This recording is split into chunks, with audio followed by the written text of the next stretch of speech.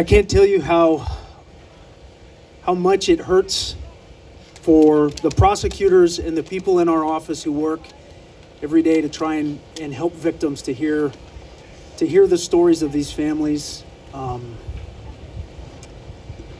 We had the privilege of sitting down with Pepita's family this week, and we've assigned agents inside my office to start from the beginning and try and find as many answers as we can about what happened to her. And as prosecutors, we typically don't do that kind of work. But it's obvious today that something needs to be done. That there needs to be dramatic action, and there needs to be investment from the community, from the legislature, from our law enforcement partners, because every single life in this country deserves respect and dignity. And there is no community in this country that can be ignored or should be ignored.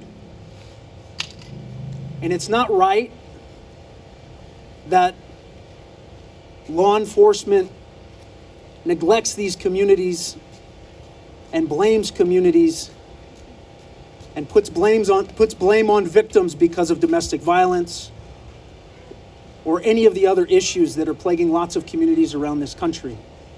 We owe it to one another. We are all God's creature, and we owe it to one another to show love and compassion and respect and do everything that we can to make sure that these women come home, to make sure that these women are found. And if we can't bring them back to their families, that justice is served.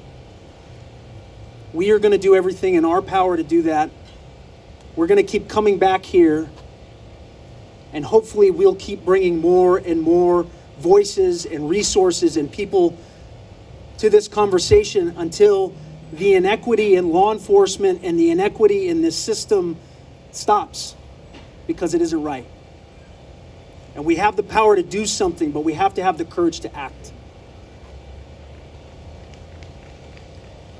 One of the things that I have the privilege of doing is every time I meet a new family, a mother, a father, a brother, a sister, I get to learn something about the person who's been lost. And for those of us who have spent a lifetime in law enforcement, we carry those names and those stories with us. And Pepita's story is with us now, and it won't be forgotten, I promise you that. Thank you.